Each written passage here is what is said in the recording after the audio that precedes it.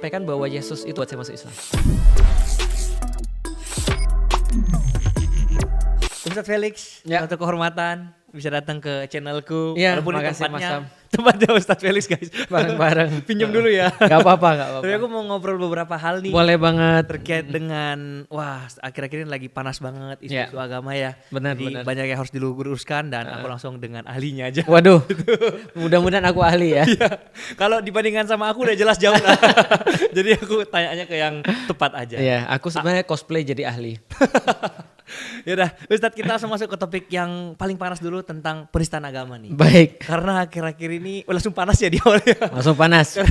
Akhir-akhir ini semua agama itu bisa terjadi penistaan. Betul. Ke Kristen, barusan ada yang benar-benar konten kreator yang dimasukin ke penjara karena dia menista agama Kristen. Ada ya? Ada yang dia ngomong Shaun the Sheep gitu-gitu. Oh gitu. Iya, itulah. Oh, aku baru tahu. Ada. Oke, Kemudian juga ya agama Islam juga ada, Oke. Buddha dan lain sebagainya. Mm-mm. Tapi sebenarnya apa sih yang membuat orang itu bisa dikategorikan sebagai ini menista sebuah agama? Baik, kalau aku melihat begini ya, kalau khususnya aku boleh cerita cuma mungkin di dalam Islam ya. Ya. Di dalam Islam itu ada perkara-perkara yang memang bersifat kayak apa ya, kayak mendasar. Dan ada perkara-perkara yang cabang. Nah kalau yang bersifat mendasar ini berarti memang dia kayak akidah. Kalau dalam Islam itu dia benar-benar sangat sakral. Ya. Bahkan orang-orang muslim pun ketika dia berbicara tentang perkara-perkara yang mendasar ini dia sangat hati-hati. Oke. Dan memang ada hukumnya kalau di dalam Islam. Dia tuh di dalam Islam tuh ada hukum. Misalnya kan kalau misalnya Mas Sam lihat di internet itu hukum sholat sambil ngomong misalnya, atau hukum sholat sambil makan. Itu semua ada hukum-hukumnya. Oke. Ada aturan-aturannya. Ya. Dan ada hukum di dalam Islam yang berkaitan memang dengan penistaan agama yang level berat. Level berat nih misalnya contohnya menghina Nabi itu levelnya berat.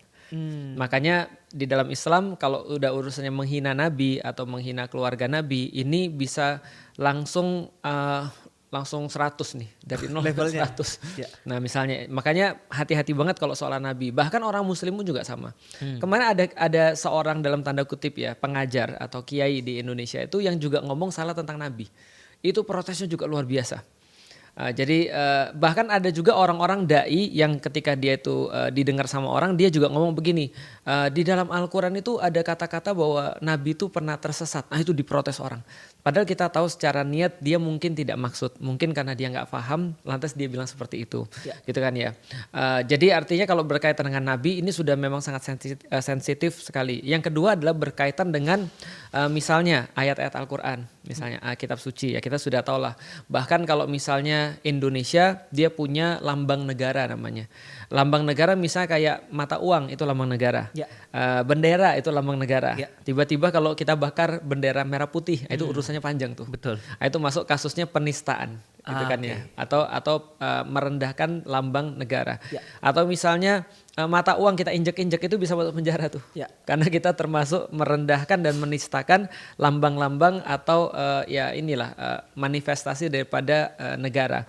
Nah, di dalam Islam sebenarnya itu cuma perkara-perkara yang sangat penting itu aja sih yang seseorang tuh harus jaga. Misalnya kayak tadi tentang kitab suci, tentang nabi itu benar-benar harus benar-benar hati-hati. Bahkan orang muslim juga bukan hanya orang yang bukan muslim. Itu sih. Oh berarti penistaan itu bukan terjadi antar agama tapi di dalam agamanya sendiri pun bisa terjadi penistaan? Sangat bisa terjadi. Oke. Makanya di dalam Islam tuh kita diajarin hati-hati banget kalau kita bicara tentang nabi. Misal contoh ya, sampai kehati-hatian seperti ini. Kita di Islam kenal namanya Nabi Ayub. Kalau di dalam Kristen itu bahasa Inggrisnya Job. Ya, dengan Nabi Ayub. Nabi Ayub itu kan sakit ya. Kadang-kadang ada orang yang pengen ngasih tahu saking parahnya sakitnya Nabi Ayub itu dan saking sabarnya dia dengan sakitnya itu sampai dikisahkan kulitnya ngelupas seperti penyakit kusta, lepra. Nah itu di dalam Islam tidak diperkenankan. Maksudnya nggak boleh disebut seperti itu? Nggak boleh karena dia termasuk sampai merendahkan para nabi. Oke. Nah jadi itu berlaku juga sama Nabi Isa. Oke. Yesus dalam hal ini yang dalam agama Kristen bahwasanya kita nggak boleh juga misalnya menceritakan atau misalnya menyerang atau misalnya mengisahkan tentang agama lain sampai kemudian kita menghinakan nabi-nabi itu termasuk Yesus. Yesus, Ayub. Nah itu salah satu contoh sampai sebegitu diperhatiin gitu maksudnya. Oh, Jadi kita misalnya kalau kita nyeritain ya tentang Nabi Ayub itu mengalami satu penyakit yang tidak pernah diderita orang sebelumnya. Harus gitu ya. Nah, mungkin kalau teman-teman merasa kayak sakit kulit itu sakit banget, nah itu Nabi Ayub tuh lebih menderita daripada itu. Oke. Sehingga kita menjaga kehormatan, kemuliaan para nabi. Oke, paham banget sih, itu Iya. clear banget ya guys. Iya, betul. Nah tapi yang menjadi bingung adalah, Ya, bahwa Dr. Richard ini kan voice note-nya kan kesebar nih. ya. Kemudian ada satu orang yang ingin melaporkan dia Ya, dengan dugaan penistaan agama. betul. Kan Bagian jadi- mana padahal ya? Nah bingung kan jadinya Ya, kan, kayak dia nggak sama sekali merendahkan Betul. agama lain. Dan itu kan urusan individual dia dengan si Elia. Betul. Kenapa si orang ini mau melaporkan dia Ya. ke polisi gitu loh? Ya, bagus banget. Jadi pertanyaan lebih kepada kapan dikatakan ini penistaan, Yes. kapan dikatakan tidak penistaan. Di dalam pengadilan terkhusus pada perbuatan verbal atau serangan verbal yang tidak disukai oleh orang lain, itu melibatkan sesuatu yang sangat penting namanya intention, namanya niat. Oke. Dan niat ini bisa jadi menentukan hampir semuanya. Contoh misalnya ya, teman saya tuh juga kadang-kadang ketika dia ngisi kajian dia juga guyonan. Contoh ya, saya punya teman Dio ngaji namanya Mas Cahyo. Mas Cahyo tuh ceritanya begini, teman-teman sekalian, nggak ada yang namanya pacaran syariah, itu nggak ada. Misalnya seperti apa? Pacarannya dimulai dengan Bismillah lalu diakhiri dengan Hamdalah, nggak ada. Dia bilang. Seperti tidak aja judi syariah, dia bilang. Judi syariah tuh kayak gimana? Kalau misalnya pas kita sebelum ngocok dadu kita bilang bismillah gitu kan ya. Pas terus kemudian dadunya keluar, kalau kalah kita bilang innalillah, kalau menang Allahu Akbar gitu kan. Bisa kayak gitu. Itu kalau intentionnya jelek itu bisa kena. I see. Tapi kalau intentionnya adalah memberikan pengertian, mengajarkan tanpa unsur merendahkan, nah itu maka tidak menjadi masalah. Maka agama juga bisa menjadi guyonan. Bahkan ketika saya kecil, mungkin Mas Sam nggak tahu ya kalau zaman sekarang anak-anak guyonannya agama atau enggak. Tapi kalau zaman saya kecil guyonan agama tuh terus-terusan. Maksudnya kita biasa aja guyonin agama orang lain, walau sampai kasar banget ya, walaupun ya. Tapi tidak kita katakan bahwa kita menistakan agama atau orang yang dikatain begitu juga nggak tersinggung sebenarnya. Karena kita punya toleransi yang tinggi gitu ya. Nah maka dalam kasus tadi balik lagi tentang intention, kadang-kadang ada orang yang dia memang tidak punya intention, tapi dia mengatakan mungkin itu adalah sesuatu yang salah, maka bisa dimaklumi. Nah intention ini salah satunya dilihat adalah dari orang-orang tersinggung atau tidak. Atau dari pendapat para ahli. Contoh, satu kalimat itu bisa jadi pernyataan, bisa jadi pertanyaan. Gimana tuh? Karena intention. Ya. Gimana tuh? Itu adalah kalimatannya. Ya. Kalau gimana tuh? Itu kayaknya menyelidiki atau mempertanyakan. Iya deh lu hebat. Emang lu hebat? Emang lu hebat? Itu kan intention. Iya. Nadanya ya. Nadanya, intonasi itu kadang-kadang melambangkan intention juga. Nah maka satu pertanyaan itu tidak bisa dilihat dari pertanyaan aja. Maka harus ada intention. Nah contoh kayak misalnya kasus penistaan yang sangat terkenal tahun 2016. Itu intentionnya sangat jelas karena ada videonya. Maka orang-orang yang lihat itu no doubt maka dia katakan ini pasti mengarah kepada ini. Oke. Nah itu intention ya, tapi kita udah ini lah beresin lah ya. Intinya bahwasanya kalau kita bicara tentang penistaan agama sebenarnya tidak serigid itu sih, tidak seperti yang 2016 semuanya harus diratain penistaan agama. Kalau saya melihat sekarang lebih kepada ada beberapa orang yang merasa bahwa dirinya adalah perwakilan agama. Merasa seperti itu. Merasa. Ketika dia terserang, dia menganggap agamanya yang diserang. Atau ketika ada orang yang nggak suka sama dia, dia merasa orang itu nggak suka sama agamanya. Padahal orang tuh nggak suka sama dia. Iya. Ada orang bilang Felix tuh penipu. Lalu saya bilang, loh kamu bilang saya penipu, saya ini muslim loh. Berarti kamu bilang seluruh muslim penipu. Nggak gitu juga sih sebenarnya. Nah, tapi gara-gara dia mungkin merasa dia bagian daripada agama atau perwakilan agama, lantas dia merasa dia tersinggung. Sama seperti kalau ada orang Indonesia bilang, saya Indonesia, saya Pancasila. Berarti kalau ada yang nggak suka dia seolah-olah nggak suka Indonesia dan nggak suka Pancasila, itu kan nggak fair ya. Betul. Nah artinya kalau saya melihat sih penistaan agama ini tidak serta-merta harus kayak semuanya penistaan agama. Balik kepada sesuatu yang lebih rinci tentang Dr. Richard. Dr. Richard itu setahu saya juga pernah dilaporin gara-gara penistaan agama sebelum VN itu beredar. Oke. Iya, jadi dilaporinnya apa? Dilaporinnya karena dia undang orang itu terus kemudian bilang kalau saya nggak salah apa ya, simsalabim atau simsalabim terus diikuti dengan kalimat kun fayakun. Kun fayakun itu di dalam Islam itu adalah ayat Al-Quran. Artinya jadi maka jadilah. Jadi seolah-olah kalau Allah mau sesuatu, Allah berkata kun jadi fayakun, jadilah. Nah maka itu seolah-olah disamakan dengan simsalabim. Ini dikatakan penistaan agama. Padahal saya lihat dari segi manapun itu tidak ada sama sekali penistaan agama. Dan anehnya orang itu maksa betul bahwa ini adalah penistaan agama. Saya melihat kayaknya ada problem pribadi nih. Gitu kan. Lebih ke situ sebenarnya. Karena orang-orang nggak ada yang melihat penistaan agama. Pun VN tadi, saya mungkin adalah orang yang pertama yang ngomong dengan Dokter Richard, dokter ini VN-nya beredar loh. Gitu kan ya, saya bilang ini VN-nya beredar, saya bilang sabar ya. Karena berkali-kali saya bilang sama dia, kalau dokter mau belajar tentang Islam, jangan lihat orang Muslim. Karena kalau saya lihat orang Muslim, saya keluar lagi dari Islam sekarang.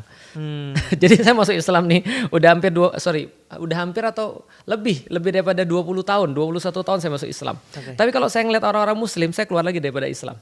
Kenapa? Karena orang Islam itu atau Muslim itu tidak merupakan representasi dari Islam. Yep. Maka saya bilang sama Dokter Richard, sabar-sabar ya dok. Saya lihat VN ini menggambarkan cuma satu, bahwa Dokter Richard itu sangat-sangat pengen sekali untuk membujuk orang.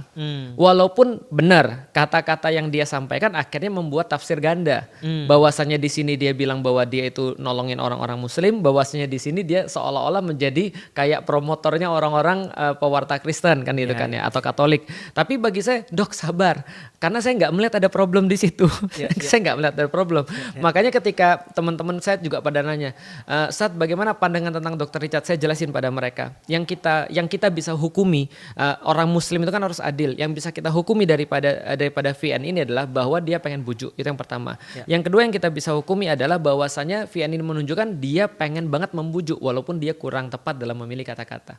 Oke. Gitu. Oke. Jadi nggak ada unsur penistaan agama. Oke. Ini udah clear banget semuanya sih. Nah, aku mau lanjut ke next topik nih. Boleh. Dimana tadi udah disinggung juga bahwa Ustadz Felix udah hampir atau lebih 20 tahun ya? Ya, 21 kayaknya. 21 tahun ya.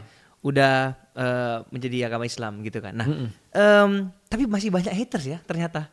Yang ngomong bahwa kenapa ini orang tiba-tiba mau jadi ustadz gitu. Padahal umurnya di agama Islam sendiri belum selama itu. Iya, masih newbie. Iya, gimana menanggapinya tuh Ustadz? Pertama haters gonna hate. Makanya saya bilang pada saya juga ngirimin pada teman-teman saya ada beberapa quotes yang menjadi penguat saya ya. Tentunya selain pada Al-Qur'an. Kadang-kadang kalau Al-Qur'an apa-apa Al-Qur'an kan seolah-olah kayak kita religius banget gitu kan ya. Padahal kita cuma cosplay aja untuk jadi religius. Nah, ada quotes dari Ali bin Abu Thalib, agama juga ya.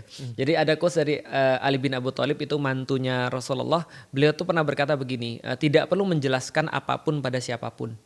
Karena orang-orang yang mencintaimu tidak akan perlu itu, karena mereka sudah percaya, dan orang-orang yang membenci tidak akan percaya. Artinya ya kita itu terkadang kalau kita menjelaskan sesuatu itu malah nambah runyam. Maka di dalam Islam lagi nanti ada aturan kapan kita harus menjelaskan kepada orang tentang sesuatu, kapan kita tidak menjelaskan pada orang tentang sesuatu. Itu quotes pertama. Quotes kedua. Ada perkataan yang bagus lagi dari namanya Imam Asy-Sya'bi. Dia berkata begini, perkataan terbaik bagi orang-orang yang menuduh itu adalah kalau kamu benar semoga Allah mengampuni saya, kalau kamu salah semoga Allah mengampuni kamu. Nah, maka dalam kasus ini kan kita bisa katakan gini, pertama kita lihat dulu nih, kita nyampein Islam sesuai dengan kemampuan kita. Tiba-tiba ada orang terus tiba-tiba datang, lu siapa gitu kan ya, lu siapa, lu baru umurnya masih baru di dalam Islam, baru masuk Islam 20-an tahun, tiba-tiba langsung dipanggil ustadz. Pesantren enggak, apa enggak, terus lu dipanggil ustadz. Kalau kita mau julid kan kita bilang gini, lah terus lu kemana aja? Kan gitu kan ya. Artinya kalau lu kemana aja? Lu katanya lu udah lama, lu sampein dong kalau misalnya lu bisa kan gitu kan. Itu kan kalau kita mau julid, tapi kan tidak boleh. Gitu kan ya. Karena kalau kita ngomong gitu, dia pasti akan lebih marah lagi.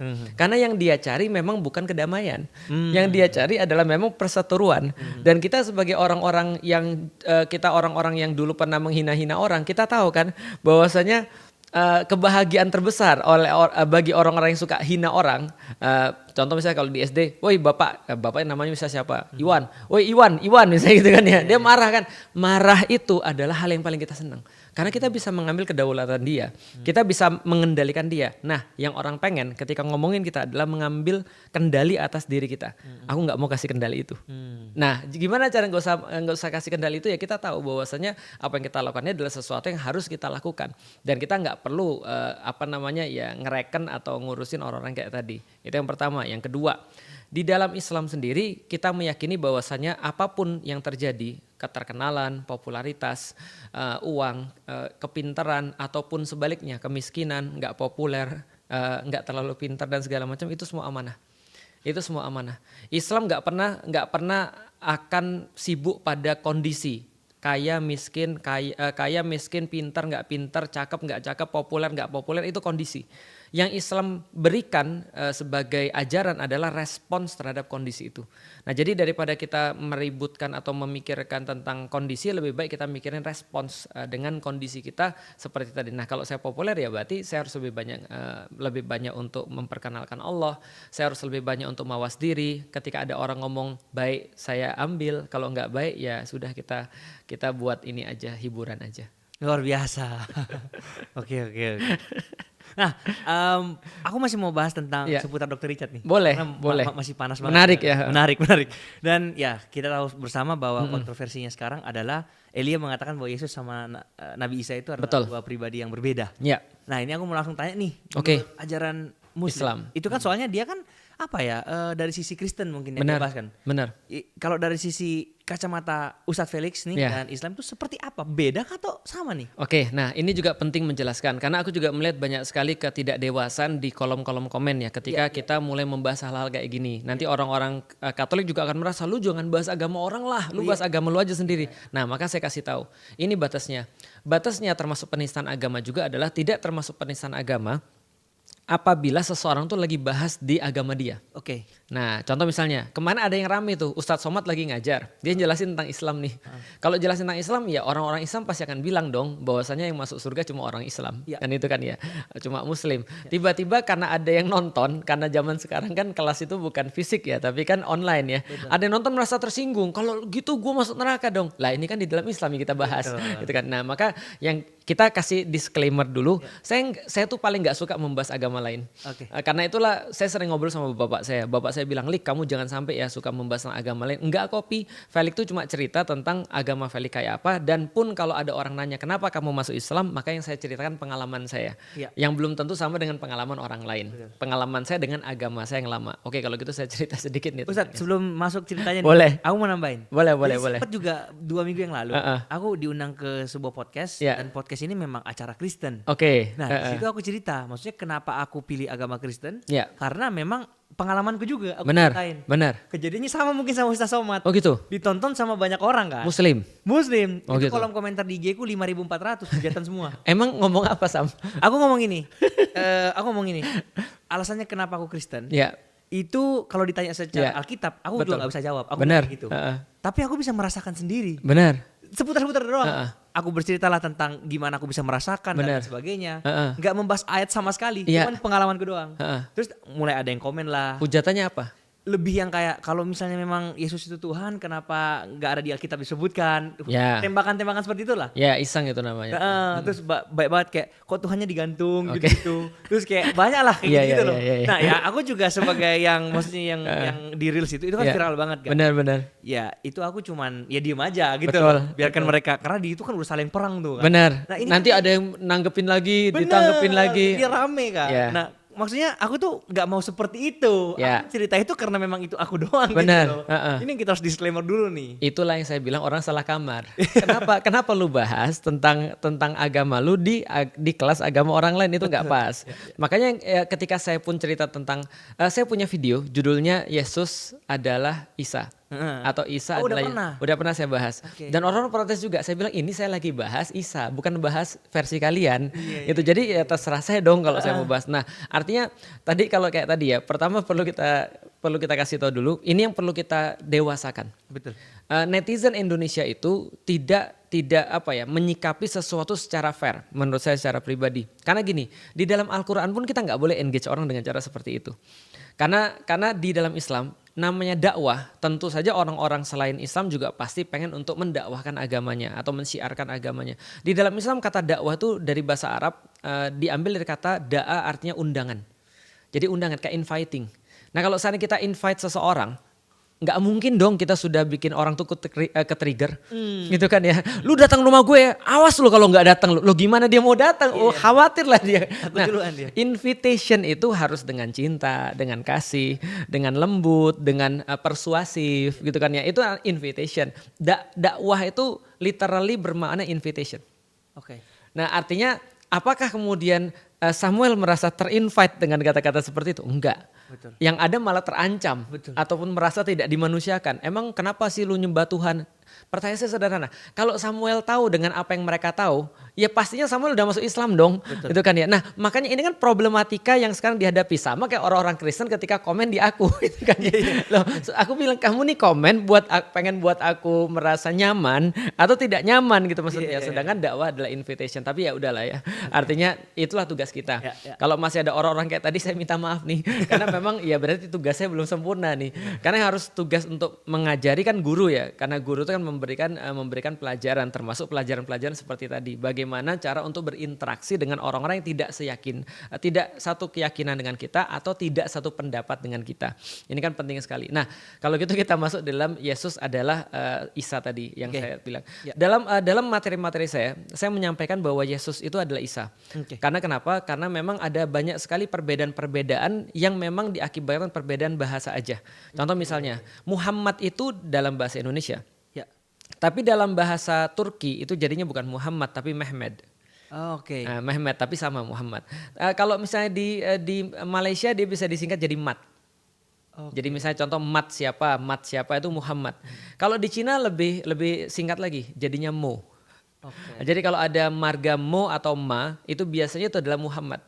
Karena nggak mungkin marganya Muhammad, nggak mungkin karena marga cuma satu kan gitu kan ya. Nah jadi itu adalah sama itu bacanya. Ibrahim adalah Abraham seperti yang sudah kita tahu. Ishak dalam bahasa Inggris adalah Isaak ya, tapi sama bacanya Ishak.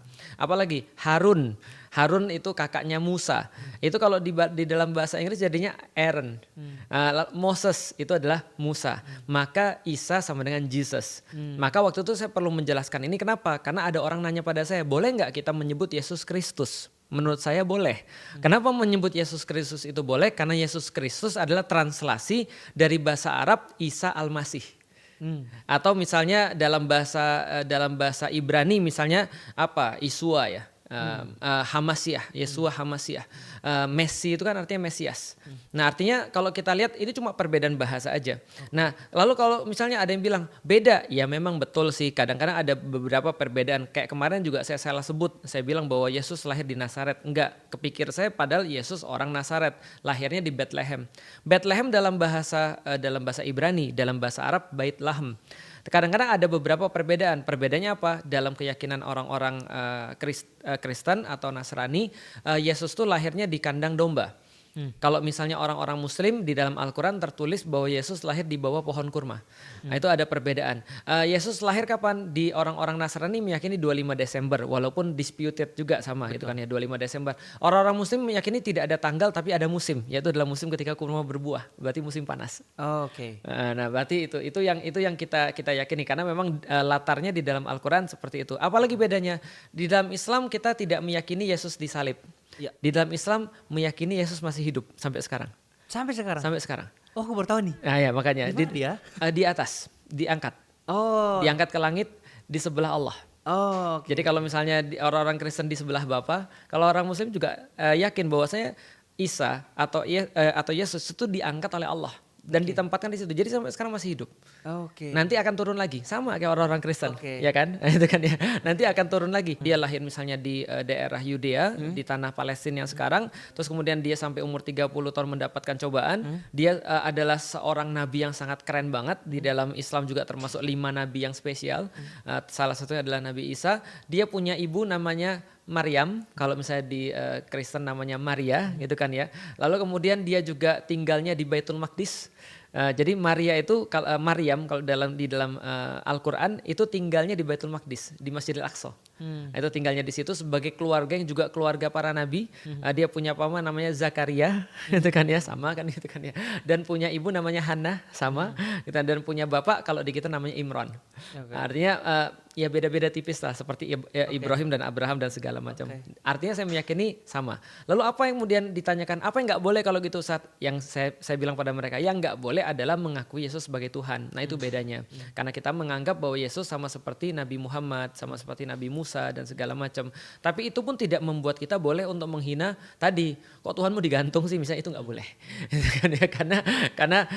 Karena itu menghina Nabi, gitu kan ya. Dan itu kan kalau kita meyakini bahwa Yesus itu sama dengan Isa, itu kan berarti kan kita juga menghina Nabi, kan gitu. Walaupun pemahaman kita berbeda. Pertanyaannya adalah tadi kan dikatakan bahwa Yesus lahir di kandang domba, sedangkan Isa lahir di bawah pohon kurma. Ya. Mungkin itu yang menjadi pegangannya si Elia kemarin pada saat berbicara bahwa ini beda nih. Betul. Satu di sini, satu di sini. Ya. Nah, kenapa dari Ustadz Felix bisa mengatakan bahwa ini tetap sama, padahal secara lahir itu berbeda? Ya, jangankan tokoh yang sangat jauh daripada kita ya, ratusan tahun ya. Orang-orang yang sangat dekat dengan kita pun kadang-kadang kita punya versi yang berbeda gitu kan ya. Felix Yao tuh orang mana sih gitu kan gak banyak yang tahu.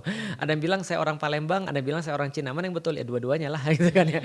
Ada yang bilang misalnya saya udah kayak orang Jawa, misalnya karena logat saya udah kayak logat Jawa. Mana yang betul? Ya kadang-kadang di zaman sekarang pun seperti itu. Makanya kalau misalnya perbedaannya pada informasi tidak menjadikan ini orang yang berbeda. Okay. Perbedaannya adalah kalau misalnya bahasanya begini, Yesus di dalam Alkitab itu berbeda dengan Yesus di dalam Al-Quran. Itu bagus, itu benar. Okay. Tapi tidak menjadikan orangnya beda. Karena kalau nanti orangnya beda, justru ini menurut saya jadi polemik menurut saya. Karena nanti akan terjadi banyak sekali perbedaan di dalam kehidupan beragama. Padahal kita yakin bahwasanya Abrahamic religion itu punya koneksi Yahudi, Nasrani dan juga kemudian Islam, gitu kan ya. Yahudi, Kristen dan kemudian Islam itu punya koneksi dan koneksi itu memang nggak terbantahkan ya. Terlalu banyak kisah-kisah yang sama. Betul. Gitu. Jadi agak sulit sih kalau saya bilang juga kalau beda. Tapi kalau informasinya beda ya iyalah. Gitu. Ustadz sudah nonton yang podcastnya Elia itu? Sudah. Nah, apa di situ yang statement dari Elia yang menurut Ustadz ini klaim dia ini sebenarnya nggak seperti ini? Nggak ada. Semuanya juga. Saya nggak melihat ada masalah di situ. Okay. Makanya saya bilang sama Dr. Richard sini, begini saya bilang sama Dr. Richard, dokter saya melihat bahwasanya saya senang ketika melihat ada orang ketika dia berdakwah untuk agamanya dan dia tenang, dia tidak terprovokasi. Hanya saja ternyata dia komennya yang provokasi. Iya, itulah problemnya di situ ternyata. Pas dia menyampaikan tuh cukup tenang tuh. Artinya saya merasa wah bagus nih, bisa kita ajak ngobrol nih gitu kan ya. Karena kalau misalnya minimal, jadi gini Mas Sam. Saya tahu bahwa kita tidak akan pernah mungkin untuk bisa menyamakan. Betul. Kalau kita sama semua ya berarti kita satu agama dong. Iya. Dan kalau misalnya dua agama itu berbeda dan kita mau sama-sama kan itu juga salah juga. Itu kan ya. Aku juga nggak mau kayak gitu. Yang aku mau adalah agar orang-orang tuh tahu bahwa walaupun kita tuh punya pendapat masing-masing, it's okay gitu maksudnya. Kita bisa bersepakat bahwasanya kita tuh berbeda. Tapi kita sepakat kalau kita berbeda. Artinya itu yang lebih banyak untuk disampaikan. Dan saya bilang sama Dr. Richard juga bahwa dokter kira bahwasanya toleransi umat beragama itu susah. Enggak. Saya yang menjadi seorang muslim 20 tahun. Menurut saya lebih mudah untuk mengajarkan toleransi antar umat beragama daripada toleransi seagama. Okay. Percaya enggak? Soalnya seagama ini maksudnya banyak aliran lagi di dalamnya Ustaz. Bukan hanya itu, bahkan satu aliran pendapatnya berbeda, itu juga kadang-kadang orang nggak mudah menyikapi itu. Nah maka menurut saya secara pribadi ya, dan dilihat dari contoh-contohnya, di Indonesia itu bukan krisis toleransi antar umat beragama, tapi toleransi antar umat seagama. Seagama juga sama ya, ternyata banyak juga ya. Karena jadi kayak apa ya, dia merasa ada kelompok-kelompok di Indonesia yang dia bisa menerima, mohon maaf, dia bisa menerima agama lain, tapi dia nggak bisa menerima orang-orang muslim sendiri gitu maksudnya. Nah ini kan aneh ya. Jadi ya itulah sih. Tapi balik lagi soalan Elia, saya nggak melihat ada masalah di situ ya ketika di podcastnya. Cuman ketika ngelihat komennya, aku pikir gini, ya mungkin karena masih muda kali ya, darah muda, jadi semuanya harus dikomen, semuanya harus direaktif gitu kan ya. Walaupun di dalam kata-katanya dia memang tidak ada bermasalah secara hukum, tapi konteks itu bisa berbahaya karena konteks itu kan dia bikin video sekali lagi ya, dan video itu lagi bahas apa dan apa ya jawabannya itu bisa berbahaya. Walaupun lepas secara hukum tapi secara etika masih nggak bagus. Oke. Yang penting kita udah disclaimer tadi ya. Ini udah kita ngasih tahu bahwa ini dari sudut pandang agama Islam. Bahkan saya saya sempat hubungin juga ke Dr. Richard. Dokter ini saya minta nomornya dong supaya minimal saya bisa untuk menetralkan kepada orang-orang, ngasih tahu ini loh yang dinamakan penistaan tuh yang kayak begini. Dan kita kadang-kadang juga harus bertoleransi dalam perkara-perkara yang seperti ini. Tapi ya Dr. Richard bilang saya nggak punya nomornya, itu tim saya. Ya udahlah nggak apa-apa. Mungkin Dr. Richard lagi ini juga kali ya, lagi ke-trigger juga kali. Oke. Yang penting di sini udah diluruskan tadi tentang penistaan. Semoga ditonton orang banyak nih. Iya, amin. Oke, aku mau bahas tentang yang tadi kita udah bahas tentang toleransi antar beragama nih. Iya. Ini sebenarnya pertanyaan yang aku udah mikir dari lama banget tapi nggak tahu mau nanya ke siapa. Oke. Jadi di kepalaku tuh secara logika ya. Ini aku memposisikan diriku netral aja nih kan. Oke. Nggak, anggaplah aku lagi nggak punya agama nih. Oke. Terus aku baru mau memilih agama nih. Oke. Situasinya seperti itu. Nah, kita melihat bahwa banyak banget agama di dunia, mulai dari menyembah matahari. Betul. Agama Jepang itu kan banyak banget tuh kan. Bener. Ada yang di China itu dewa-dewa juga banyak banget. Ini di luar dari 6 yang kita resmi di Indonesia ya. Saking banyaknya ini, dan ini mereka ini udah juga melakukan mujizatnya masing-masing. Di Kristen ada mujizat, di Islam ada mujizat, Buddha ada mujizat, Hindu ada mujizat. Dan agama ini juga bertahan cukup lama. Dan ada pengikut yang banyak juga nih di masing-masing agama ini, ya kan? Nah, pertanyaanku adalah kalau kayak gini sebenarnya yang mana yang benar? Itu kan yang menjadi pertanyaannya. Itu pertanyaanku SMP. Sama ya berarti? Itu pertanyaanku SMP. SMP aku jadi ateis, lalu kemudian aku jadi muslim 5 tahun kemudian setelah ateis. Berarti awalnya Katolik dulu, Ustaz? Katolik, terus kemudian ateis, lalu kemudian agnostik, lalu kemudian baru Islam. Tunggu. Menarik lagi nih sebelum masuk gitu. Dari Katolik ke ateis tuh apa yang men-trigger? Nah itu dia. Nanti banyak orang gak suka nih. tapi gini. Ini kan pengalaman pribadi. Pengalaman pribadi, betul. Jangan disamakan dong. Ya, kan belum tentu yang lain sama ya. Betul. Tapi kalau saya secara pribadi jawabannya sama kayak 75% orang Amerika. 75% orang Amerika ateis. Dan mereka bilang bahwa agama gak cocok untuk hidup kita. Kenapa itu agama gak cocok buat kita? Mereka bilang bahwa sains itu tidak cocok dengan agama dan agama gak akan membuat Anda jadi seorang yang logik. Jadi kalau Anda mau agama tinggalkan akal kata mereka. Kalau Anda mau agama tinggalkan akal, betul. Kalau Anda mau akal tinggalkan agama. Jadi harus milih salah satu. Kalau mau agama nggak usah pakai akal, kalau mau pakai akal nggak usah pakai agama. Nah, bagi saya juga seperti itu. Ketika saya berpikir ada banyak hal yang menurut saya nggak logis. Balik lagi saya tuh orangnya dari dulu memang logis gitu kan. Saya penyembah sains kayaknya saya itu kan ya. Jadi ketika saya lalu kemudian ngelihat ini kok kayak gini, ini kayaknya nggak benar deh, ini kayaknya nggak bagus deh. Makanya aku masih ingat banget dulu pastorku tuh bilang begini, Lik, ada banyak hal yang nggak bisa masuk ke akalmu tapi bisa masuk ke hatimu. Dia ngomong gitu. Aku bilang benar juga ya. Tapi aku mikir-mikir lagi, tapi aku mikir gitu kan. Ini gak bisa lepas dari kepalaku gitu maksudnya. Ya kalau misalnya teman-teman atau Mas Sam mau lihat aja komplain orang-orang sains terhadap agama. Di Mas Sam kan di Amerika kan ya. Di Amerika kan bullying terhadap agama kan biasa. Betul. Bahkan tidak lagi such thing as penistaan agama kan gitu kan ya. Bullying terhadap agama tuh semuanya seolah-olah kalau lu beragama lu gak mikir. Lu beragama lu gak tahu tentang hidup. Lu dari 500 tahun yang lalu apa itu kan dia bilang dan seterusnya. Ya sama kayak aku juga begitu. Dan itu dipicu dari game. Game. Game. Aku dulu main Final Fantasy, Xenogears. Itu nggak tahu ya kalau game zaman sekarang. Tapi kalau game zaman dulu itu filosofis banget.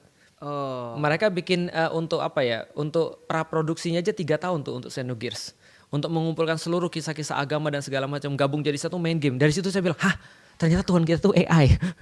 Itu sudah ide Xenogears. Bahwa Tuhan tuh AI. Kalau sekarang kayak film Lucy, pernah nonton nggak? Lucy yang itu loh yang main. Tahu yang otaknya itu 100% kemampuan otak. Betul, Scarlett Johansson. Terus lama-lama dia diupload. Betul. Gitu kan ya. Nah, itu konsepnya Xenogears. Bahwa Tuhan itu adalah AI. Sedangkan konsep AI ini adalah sangat hebatnya, lalu kemudian manusia tuh jadi kayak ya dikontrol oleh AI. Pernah nonton film ini Interstellar? Oh iya, yang Tom Cruise ya? Iya, bukan Tom Cruise. Siapa namanya? Ada pokoknya Interstellar yang pokoknya itulah. Nanti coba lihat ya. Itu Interstellar, begitu saya nonton saya terbelalak. Kenapa? Saya bilang ini kalau orang ateis nonton ini langsung confirm ateis. Tapi kalau orang beragama nonton ini confirm Tuhan ada. Karena data-datanya lengkap. Saya bayangin kalau saya jadi ateis nonton film Interstellar, nah kan bener kan Tuhan gak ada. Tapi kalau saya sebagai seorang yang punya iman atau saya sudah ngerti tentang Islam, nonton ini saya bilang gila, ini menjelaskan banyak orang bahwa ternyata Tuhan tuh ada. Tapi itu nantilah kapan-kapan. Tapi kita bahas ini dulu ya. Ketika saya main game, ketika saya baca buku, saya yakin Tuhan gak ada. Kenapa? Karena nggak masuk akal. Ini formulanya beda nih. Kalau saya mau formula sains, memang Tuhan nggak bisa masuk dalam formula sains. Saya harus bahas tentang sebab akibat, kenapa dunia ini ada, dan Tuhan nggak masuk dalam perhitungan itu. Nah, maka kemudian ketika saya jadi seorang ateis gara-gara main game, mikir dan seterusnya, dan merasa bahwa agama nggak ada korelasi di situ, maka saya kemudian beberapa tahun, sekitar 2 tahun kemudian jadi seorang agnostik. Agnostik itu apa? Lucunya dari belajar sains saya dapat Tuhan. Jadi kan awalnya kan gara-gara belajar sains ini agama gak masuk akal, udah Tuhan gak ada. Tapi ketika saya belajar sains ternyata saya yakin Tuhan pasti ada. Dari mana? Jadi gini, coba bayangin ya. Orang ateis berkata, ini agak mumet tapi saya coba. Orang ateis berkata, kalau Tuhan ada buktiin saya Tuhan. Masuk akal kan ya? Masuk akal. Kalau Tuhan ada buktiin. Sebagaimana kalau kamu punya metode ilmiah, kalau benar kamu harus buktiin. Itu benar. Lalu kemudian saya bilang, Iya, masalahnya kalau kita pakai metode ilmiah, memang betul kalau pakai metode ilmiah kita nggak bisa buktiin Tuhan itu ada. Secara fisik? Yet, kita juga nggak bisa buktiin Tuhan tidak ada. Secara metode ilmiah. Nah kalau kita S1 kan pakai metode ilmiah ya. S1 dulu IT ya. Kalau saya S1-nya tanaman. Jadi pengaruh pemupukan pada tanaman manggis. Kalau saya bilang ada pengaruh pemupukan nitrogen pada tanaman manggis, maka harus ada bukti. Harus ada proof. Kalau saya bilang nggak pengaruh juga harus ada proof. Berarti kalau dalam metode ilmiah mengatakan Tuhan ada harus ada proof. Mengatakan tidak ada juga harus ada proof. Nah dua-duanya ini nggak ada proof masalahnya. Nggak mungkin. Betul. Berarti kita stalemate dong satu-satu dong. Betul. Nah masalahnya itu salah pendekatan. Pendekatannya harus bukan metode ilmiah tapi metode rasional. Nah metode rasional itu sederhana, nggak seperti metode ilmiah. Metode rasional itu begini, pagi-pagi misalnya Mas Sam keluar dari rumah basah semua tuh. Kompleks basah semua. Maka kesimpulannya malam hujan atau tidak? Hujan. Kita lihat nggak? Enggak. Tapi kita yakin dari mana? Ada bahasanya. Itu namanya metode rasional. Jadi metode rasional kita nggak perlu lihat, kita nggak perlu mengadakan pembuktian, maka kita nggak perlu bukti bahwasannya Masam ada bapaknya lagi sampai 10 kali. Bukti aku lahir di sini berarti ada. Walaupun kita nggak punya fotonya, walaupun kita nggak punya bajunya, kita nggak punya teaser, videonya dan segala macam. Ya tapi ternyata ada. Nah makanya orang-orang waktu itu ketika saya ngeliat itu ada satu pembuktian yang sangat mengganggu saya ketika saya bahas tentang alam semesta. Saya bilang ini terlalu rumit alam semesta ini kalau terjadi secara kebetulan. Bang lah apalah. Big Bang. Apalah itu kan? Ya, saya belajar itu. Saya kan dulu olimpiade biologi ya. Saya belajar itu, saya bilang ini terlalu mumet untuk terjadi secara kebetulan, nggak mungkin. Apalagi ketika saya belajar ada satu profesor matematik namanya Roger Penrose. Nah, siapa tahu ini bisa dipecahkan secara IT ya. Roger Penrose itu bilang begini. Probabilitas atau kemungkinan bahwa Tuhan tidak ada adalah sama dengan 1/10 pangkat 10 pangkat 123. Tunggu, sakit palaku. Nah nanti dipecah di rumah aja ya. Intinya adalah kalau aku mau jabarin agak rumit, tapi intinya adalah itu more than impossible. Kok more than impossible? Atau disederhanakan sama orang. Oke, kalau misalnya kita nggak mau belajar matematik, kita belajar bahasa aja. Dia bilang kemungkinannya sama seperti, ada orang bilang kemungkinan sama seperti kita pergi ke pantai, di Makassar kan banyak pantai itu. Hitung pasirnya? Ya, Losar, bukan hitung pasir. Kita ambil satu pasir, tanda tanganin. Samuel Christian was here. Taruhlah ya. Kita taruhlah bisa tulis itu ya, taruhlah ya. Walaupun mustahil ya, tapi nggak taruhlah kita bisa tulis ya. Terus setelah kita tulis, kita tanda tanganin, kita tiup, jatuh dia ke pasir-pasir yang banyak itu. Pulang ke rumah. Tahun depan datang lagi to exact spot, ambil randomly satu butir pasir. Sama peluangnya gitu ya. Nah, dapat yang kita tanda tanganin. Nggak mungkin sih itu, gitu gila banget. Nah, maka saya karena saya nggak mau mikir, saya bilang ya udahlah Tuhan ada aja lah gitu kan ya. Gitu. Itu kan logis ya, logis dan rasional. Makanya ada pendekatan ilmiah, ada pendekatan rasional. Pendekatan ilmiah hanya bisa pada sesuatu yang terindera, yaitu adalah seperti pemupukan nitrogen pada tanaman manggis, seperti membuktikan hubungan ini sama ini, itu terindera semua baru bisa metode ilmiah. Kalau nggak terindera bagaimana metode ilmiah? Nggak mungkin. Maka pendekatannya harus metode rasional. Jadilah saya punya Tuhan. Tapi nggak mau agama. Agnostik. Karena sebel liatin orang-orangnya.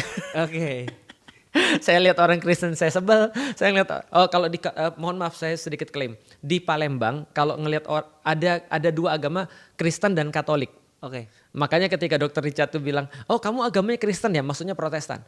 Nah jadi kalau orang Palembang bilangnya Kristen itu artinya Protestan, Katolik artinya Katolik. Nah jadi saya bilang orang Kristen tuh nyebelin, orang Katolik nyebelin juga, Muslim apalagi itu kan ya, Buddha sama aja gitu kan, Hindu nggak pernah tahu sih, tapi saya nggak mau gitu kan ya. Akhirnya saya bilang udah Tuhan nggak ada, Tuhan ada tapi saya nggak mau beragama. Agama itu cuma buatan manusia untuk keuntungan pribadi mereka. Religion creating conflict gitu kan ya, since 10,000 BC gitu kan ya, dan segala macamnya. Pokoknya ini masalah lah agama-agama nih. Sampai saya masuk IPB. Ketika saya masuk IPB, saya dapat kalau di film Interstellar tadi tanda-tanda. Sains. Ini menjawab pertanyaanku ini udah kan? Ya. Dari yang semua agama ini banyak banget tahun, yang mana yang benar? Sains.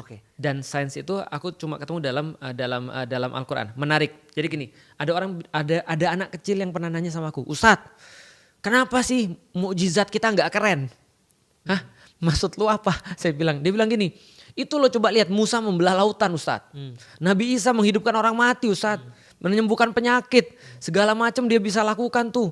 Lalu apalagi Nabi Ibrahim bakar api nggak mempan, Nabi Sulaiman bisa naik angin, mengendalikan jin, apalagi berbicara dengan hewan. Lah, Nabi kita dapat buku. Saya bilang gini, oke, coba saya lihat. Ini tentang mukjizat ya. Nabi-nabi yang lain di dalam Islam ataupun mungkin dalam agama yang lain, semua mukjizatnya itu adalah visible. Oke. Pakai mata. Ya. Cuma satu nabi yang mukjizatnya auditory. Nabi Muhammad. Itu mukjizatnya auditory. Quran itu bukan bacaan. Quran itu sesuatu yang didengar.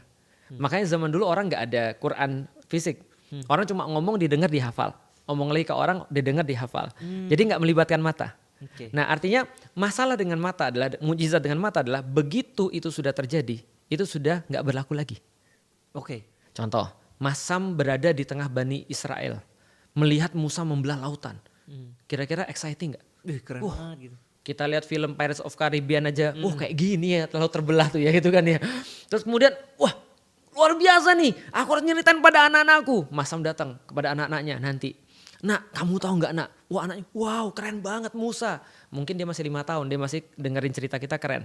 Tapi begitu kemudian dia sudah gede 15 tahun, diceritain lagi, dia bilang apa?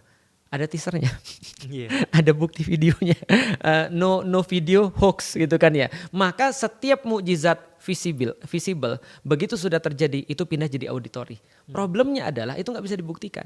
Tapi mukjizat Al-Quran itu auditory. Dan karena auditory, dari awalnya mukjizat Al-Quran itu gramatika bahasa.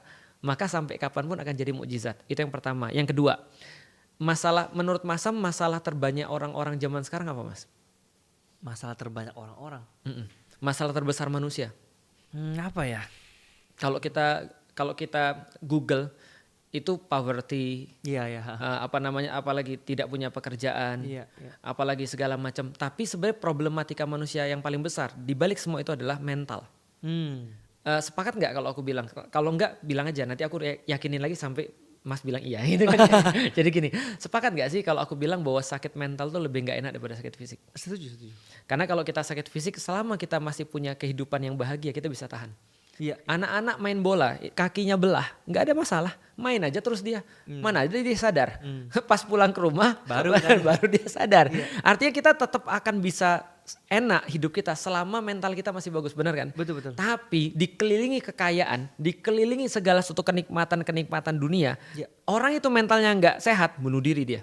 Setuju banget. Berarti mental itu lebih parah daripada fisik. Ya.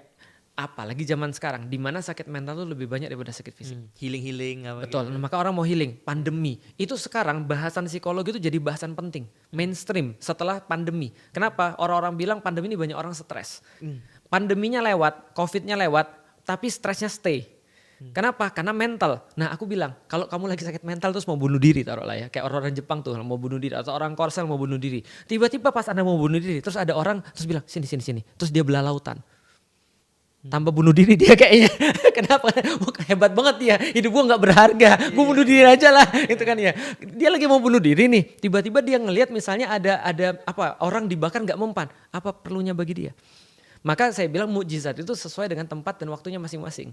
Kenapa nabi-nabi yang lain diberikan mukjizat visibilitas? Karena waktu itu petunjuk atau Alkitabnya sama mukjizatnya beda. Contoh, Masam bangun pagi, terus kemudian saya tetangganya terus saya bilang, Masam, saya mau ngomong, kita udah temenan 20 tahun nih. Tapi gak jadilah. Oh jangan buat aku ini dong, kamu jangan kayak cewek dong. Mau ngomong tapi gak jadi. Ya udah aku ngomong deh, tapi gak jadi. Oh ya udah ngomong aja. Aku tuh nabi. Percaya gak? Enggak. Wah sebentar, saya pulang dulu ya. Lik saya pulang dulu ya, kenapa? Telepon polisi ini kayaknya tetangga kita ada yang perlu perawatan nih kayaknya. Nah terus saya bilang, kamu gak percaya? Kalau kamu gak percaya aku tunjukin buktinya. Bukti itu mukjizat, miracle. Jadi miracle itu bukti untuk supaya Anda percaya perkataan saya. Maka setiap nabi untuk supaya orang percaya perkataan dia harus punya miracle. Tapi di dalam Islam, the miracle is the message itself. Nah itu kemudian membuat saya masuk Islam. Oke. Nah jadi itu alasannya. Tentang miracle sama segala macam. Jadi satu-satunya miracle yang ketinggal adalah Islam. Nabi-nabi lain punya miracle, but it ends ketika nabinya wafat atau diangkat. Oke, itu udah jawaban yang menjawab sih ya pertanyaan yang tadi. Nih, ini mungkin yang terakhir lah. Ya. Jadi tetap membahas tentang agama Muslim, gimana maksudnya apa ya, artis-artis tuh banyak yang lepas hijab. Iya. Iya kan? Iya. Betul. Yang gak usah sebut nama lah, si A lepas hijab, ya kan? Dihujat lah saat Indonesia. Benar. Itu secara ajaran itu seperti apa sih? Kenapa ketika sebelum dia memakai itu biasa-biasa aja, setelah memakai dan lepas akhirnya menjadi kontroversial? Iya, Sebenarnya gimana sih? Gitu. Ya, jadi di dalam Islam, aku harus memisahkan dulu pertama antara Islam dan Muslim. Di dalam Islam, kalau ada seseorang perempuan, maka apakah dia wajib untuk memakai hijab? Yes. Jawabannya adalah iya. Oh, oke. Wajib. Nah, jadi di dalam Islam hukumnya wajib. Nah, kenapa hukumnya wajib? Karena itu memang perintah daripada Allah. Dan by the way, kalau kita lihat foto Maria semuanya berhijab. Gitu kan. Oke. Ya kan ya. Kan nanti janganlah nanti penistaan agama gitu kan. Kan kita lihat kan nggak pernah ada foto Maria kecuali pasti pakai baju kayak gitu kan. By the way, aku pernah ngasih tahu ibuku loh. Jadi ibuku ada foto kan, aku liatin ada seseorang yang lagi ngisi kajian gitu ya di tengah padang pasir. Lalu kemudian pakaiannya kayak pakaian Arab gitu. Ada 12 orang yang diisi. Saya bilang ini foto apa? Itu pasti foto orang Arab kata ibu saya. Fotonya Muhammad ya. Saya bilang enggak, ini gambar Yesus lagi ngajarin 12 sahabatnya. Pakainya persis ya karena memang orangnya dari sana-sana juga. Nah pakainya ya begitu gitu kan. Maka apa yang dianggap sebagai modest ketika di zaman itu adalah pakaian kayak tadi kayak zaman Maria. Tapi kalau di dalam Islam itu diperinci lagi dengan seperti itulah bentuk pakaiannya. Yaitu hijab yang sekarang kita kenal. Maka hukumnya adalah wajib. Nah di dalam Islam juga memang Allah itu juga memberitahu sayang banget ada orang-orang yang ketika dia sudah dapat sesuatu yang baik maka dia turun kelas pada sesuatu yang tidak sebaik yang dia punya di awal. Contoh misalnya kayak gini, itu namanya downgrade kalau zaman sekarang. Kita sudah punya mobilnya sudah bagus nih gitu kan ya, harganya misalnya kalau sekarang 600 jutaan. Lalu kemudian tanpa ada apapun kita tiba-tiba downgrade. Pasti orang menanya dong, lu kenapa downgrade gitu maksudnya. Kan itu kan sesuatu yang natural ya, tapi yang gak boleh menghujat. Atau misalnya contoh ya, mohon maaf kayak kemarin. Ada yang berhijab terus makan es krim itu loh, lihat nggak? Oh iya tahu banget. Aduh buat videonya itu lagi aku. Gitu kan. Iya kan lihat ya. Nah itu kan orang-orang bilang lepas aja hijab lu. Gitu kan ya. Jadi seolah-olah loh kok saya bilang gini, itu lu kesel betul, nggak salah lu kesel. Tapi jangan lu kesel dan lu permasalahin hijabnya. Emang kalau misalnya dia melakukan kayak gitu lantas hijabnya yang salah? Enggak. Artinya hijab itu tetap wajib walaupun kelakuannya orangnya kayak gitu. Makanya ada orang yang berkata saya tuh belum bisa berhijab karena kelakuan saya masih buruk. Itu nggak ada urusannya, beda antara hijab lu dengan kelakuan lu. Nah maka ketika ada orang sudah berhijab lantas lepas, wajar sih, natural ketika orang nanya kenapa dilepas, sayang banget gitu kan segala macam. Tapi kalau menghujat nggak boleh. Karena kenapa? Karena di dalam Islam ya bagaimanapun keputusan orang ya bukan keputusan kita. Kita sebagai orang muslim hanya boleh menasehati saja. Nah makanya kan kadang-kadang kita buat guyonan yang soalan kayak yang tadi itu. Misalnya contoh yang kayak orang yang makan es krim. Itu teman kita buat guyonan tuh. Namanya Wimar, dia buat guyonan begini. Nah dari situlah saya tahu ternyata untuk menikah itu tidak cukup hanya memilih wanita yang solihah. Tapi juga harus pakai es krim. Jadi itu guyonan tapi itu kan ya. Artinya nah itu bukan penistaan agama. Kenapa? Kita menggunakan itu sebagai bahan guyonan untuk belajar. Artinya kalau seandainya seseorang itu baik ketika dia berhijab itu kebaikan yang satu, ketika dia berkata bagus itu kebaikan yang satu lagi, ketika dia misalnya beradab bagus itu kebaikan yang satu lagi, dan itu nggak boleh disambung-sambungkan, terpisah satu sama lain. Tapi kan tadi hukumnya adalah wajib untuk seluruh muslimah menggunakan hijab. Betul. Ya kan? Kalau misalnya ada yang enggak, itu apa gitu secara agamanya? Dia masuk neraka kah atau apakah? Di dalam Islam kalau enggak nutup aurat namanya maksiat. Nah maksiat itu artinya ya dia mendapatkan dosa. Makanya kalau saya punya buku nanti saya berikan boleh kalau mau, judulnya Yuk Berhijab. Nah di situ adalah dalil-dalil kenapa seseorang terus berhijab. Jadi kalau saya sih lebih kepada, jadi gini mas, bedanya adalah kalau kita berbicara dengan orang yang nggak ngerti, kita nggak boleh langsung bawa kamu masuk neraka, kamu nanti dihukum, kamu dibakar. Dia sudahlah stres gitu kan ya, kita kasih stres lagi, udahlah dia langsung putus asa dia. Tapi kita harus kasih tahu kenapanya. Contoh misalnya saya ngomong begini, saya dulu bukan muslim dan ketika saya bukan muslim, saya pandang buruk dengan orang-orang yang berhijab. Wajar dong karena saya nggak tahu. Saya bilang apa? Munafik. Udahlah kalau lu baik nggak usah ditunjuk-tunjukin. Itu kan udah lu baik-baik aja, nggak usah ditunjuk-tunjukin. Saya nggak suka dengan orang yang berhijab karena mereka kayak mau nunjukin banget kalau mereka tuh beragama. Tapi setelah saya masuk Islam, saya baru ngerti, oh ternyata itu adalah keinginan mereka untuk nunjukin bahwa mereka tuh mau dekat dengan Tuhannya. Maka ketika saya masuk Islam, berubah pandangan saya, malah saya cari istri harus berhijab. Nah maka saya bilang, orang itu dipilih berdasarkan apa yang dia pilih untuk dirinya. Namanya pricing strategy. Kalau seandainya kita itu ngargai diri kita 1.000, yang datang orang yang punya duit 1.000. Kalau kita ngargai diri kita 100.000, yang punya duit 100.000 yang datang. Kalau kita ngargai kita 1 juta, yang 1 juta yang hadir, yang datang. Pertanyaannya sederhana, kalau ada orang yang misalnya nggak kerudungan, misalnya atau dia mohon maaf buka aurat dan segala macam, kira-kira Felixia yang waktu itu sudah masuk Islam akan mau nggak? Mungkin nggak. Saya akan mikir banyak dong. Nah sama seperti ada orang kerudungan dan dia misalnya pintar ngaji, kerudungan, akhlaknya baik, yang nyari juga pasti orang-orang yang baik juga. Paham. Nah jadi itu sebenarnya pricing strategi. Oke, tapi kan tipe jenis jilbab ini ada berbeda-beda. Betul. Ada yang sampai tutup segini. Ya betul. Ada yang gini, Ya. ada yang cuma di atasnya doang ya kan? Ya kayak Ninja Hattori ya. Iya gitu gimana itu Ustaz? Ya. Nah itu perbedaan namanya. Oke. Jadi kalau itu ada banyak sekali lagi ada banyak perbedaan. Yang asiknya adalah di dalam Islam, kalau perbedaannya dalam bidang fikih atau perbedaan dalam bidang hukum agama dalam hal kayak tadi, itu cuma 2 kemungkinannya. Kalau nggak benar lebih benar. Kalau nggak benar lebih benar. Oke. Enak kan? Okay. Dalam bahasa agama kalau nggak pahalanya 1, pahalanya 2. Tapi dua-duanya udah benar. Dua-duanya udah benar. Iya. Nah maka yang nggak boleh tuh nggak pakai jilbab, itu nggak boleh. Tapi kalau dia sudah berjilbab paling di antara 2 tadi. Kalau sesuai dengan pendapat ulama. Nah jadi contoh misalnya ya kayak tadi yang pakai cadar. Kalau saya menganggap pakai cadar tuh kayak muslimah pakai topi. Jadi boleh iya, boleh tidak.